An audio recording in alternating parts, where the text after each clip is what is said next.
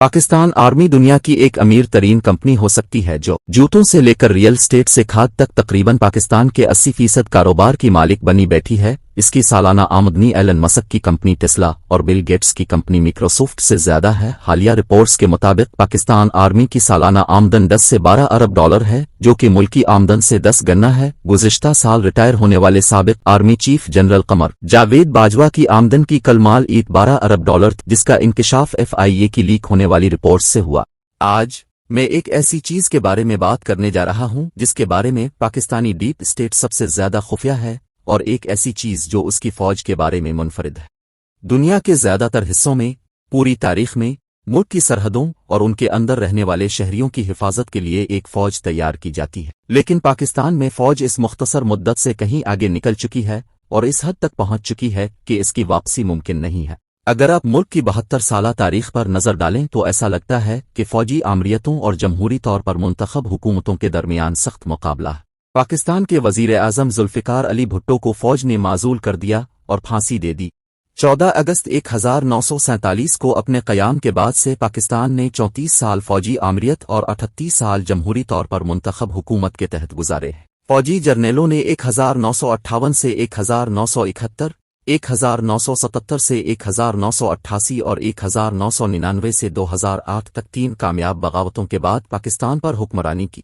पाकिस्तान की तारीख फौज की जानिब से कई दीगर नाकाम बगावतों से भरी पड़ी है, जहां वो हुकूमत का तख्ता उलटने में नाकाम रहे। पाकिस्तान की फौजी तारीख के बारे में बहुत कुछ लिखा जा चुका है कि किस तरह फौज ने अपनी सिविलियन हुकूमतों से इक़्तिदार छीन लिया, लेकिन इस बारे में ज्यादा कुछ नहीं लिखा गया है कि किस तरह फौज ने पाकिस्तान की मईशत की रीढ़ की हड्डी को मुकम्मल तौर पर तोड़ दिया और खुद को पाकिस्तान की सबसे बड़ी और सबसे ज्यादा मुनाफा बख्श कारोबारी सल्तनत के तौर पर कायम किया। पाकिस्तानी फौज ने अपने इख्तियार का फायदा उठाते हुए मुबैना तौर पर इंतहाई गैर इखलाकी कारोबारी मुकाबले में हरीफों से गुरेज करते हुए पाकिस्तान भर में कारोबार कायम करना जारी रखा, जिसके बारे में दुनिया को अभी तक इल्म नहीं है। पाकिस्तान की फौज पाकिस्तान का सबसे बड़ा कारोबारी ग्रुप है, जिसके पाकिस्तान भर में 50 से ज्यादा बड़े कारोबारी इदारे हैं। ज्यादातर कारोबार खैराती तंजीमों के नाम पर चलाए जाते हैं, जो कौम के लिए वक्फ हैं और बराह रास्त फौज के सीनियर जर्नलों के जरिए चलाए जाते हैं। मिसाल के तौर पर फौजी फाउंडेशन को लीजिए, जो पूरे जनूब मशरकी एशिया में सबसे मुतनव्वे कारोबारी ग्रोहों में से एक है, जिसकी 25 से ज्यादा कंपनियां। इनकी अपनी वेबसाइट के मुताबिक 4 मुकम्मल मलकियत और 21 मुतल्लिका कंपनियां। फौजी फाउंडेशन ऑफ पाकिस्तान कारोबारी इदारों पर फौज के कब्जे की एक मजबूत मिसाल है। आज पाकिस्तानी फौज बिस्कुट से लेकर सैनिटरी नैपकिन, बिजली से खाद फरोख्त कर रही है। ये सब खैरात के नाम पर किया जा रहा है। पाक फौज भी जारहाना अंदाज में अपनी कारोबारी सल्तनत को वसत दे रही। खबर यह है कि वो बलूचिस्तान में सूना खोदने की तैयारी कर रहे हैं।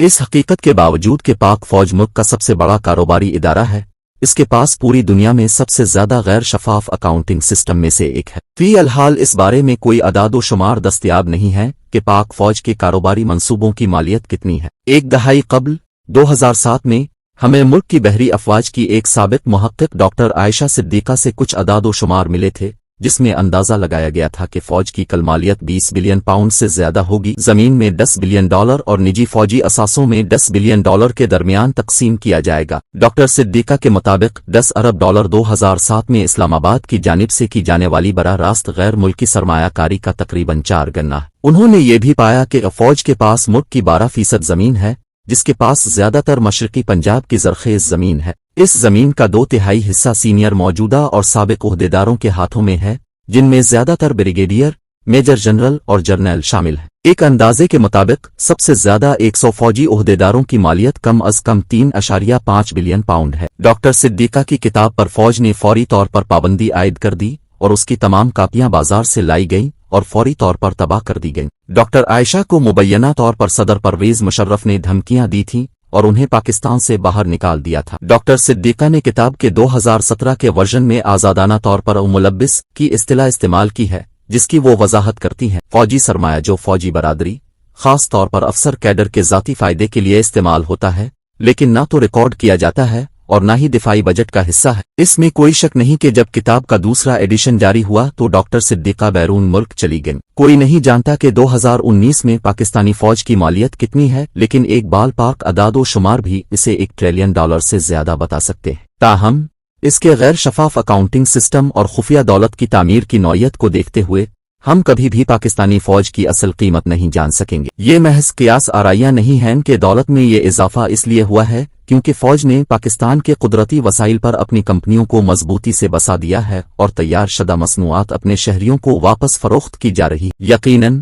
کمپنیوں کی خیراتی نوعیت اس بات کو بھی یقینی بناتی ہے کہ وہ تمام فوجی معاہدے حاصل کرے جو حکومت کی طرف سے پاکستان کے ایماندار ٹیکس دہندگان کے پیسے اور دفاعی بجٹ سے مختص رقم کا استعمال کرتے ہوئے ادا کیے جاتے ہیں۔ آپ یہ دلیل دے سکتے ہیں کہ ایک ایسی فوج جو اتنی دولت مند ہے اور جو پاکستان کے قدرتی وسائل کو چوس رہی ہے اور اسے کھلے بازار میں فروخت کر رہی ہے، اسے کسی دفاعی بجٹ کی ضرورت نہیں ہوگی۔ اس کے پاس اتنا پیسہ ہے، اسے زیادہ پیسے کی ضرورت کیوں ہے؟ پتہ چلتا ہے اسے پیسے کی ضرورت ہے اور بری طرح۔ یہاں تک کہ پاکستان کے کل بجٹ کا 21% 2018 میں مبینہ طور پر مسلح افواج نے ہڑپ کر لیا ہے اور یہ رقم $1.1 ٹریلین بنتی۔ پاک فوج کے لیے نقد رقم ہر جگہ سے آ رہی ہے، منافع کی شکل میں اس کے کاروباری منصوبوں کے ذریعے اور دفاعی الاٹمنٹ کی شکل میں سویلین حکومت کے ذریعے۔ اس کے علاوہ آمدنی کے دیگر ذرائع بھی ہیں جیسے مشترکہ منصوبے اور سرمایہ کاری۔ پاکستان اس وقت اپنی معیشت کے ساتھ جدوجہد کر رہا ہے۔ ان کے پاس اپنے قرضوں کی ادائیگی کے لیے پیسے نہیں ہیں اور اس کے وزیر اعظم معاشی بحران کو ناکام بنانے کے لیے فنڈز کی تلاش میں ایک ملک سے دوسرے ملک جا رہے ہیں۔ یہاں تک کہ عالمی بینک نے بھی پاکستان کو اپنے دفاعی بجٹ کی حد مقرر کرنے کی تجویز دی ہے۔ پاکستان دنیا کی امیر ترین آرمی کے ساتھ ایک غریب ملک ہے۔ پاکستان آرمی پورے ملک کے مین سٹریم میڈیا کو کنٹرول کرتی ہے اور جو ان کے خلاف آواز اٹھاتے ہیں ان کو اٹھا لیا جاتا ہے اور قتل کر دیا جاتا ہے۔ عوام میں بھی ان کا یہی راہ ہے۔ حال ہی میں عمران خان کی گرفتاری بھی اسی بات کا ثبوت ہے کہ جو آرمی کے خلاف بولے گا اور اس پر تنقید کرے گا اسے سزا دی جائے گی۔ پاکستان آرمی عوام کو بھارت اور کشمیر تنازعات میں الجھا کر اپنی کاروباری سلطنت کو بڑھانے میں مصروف ہے۔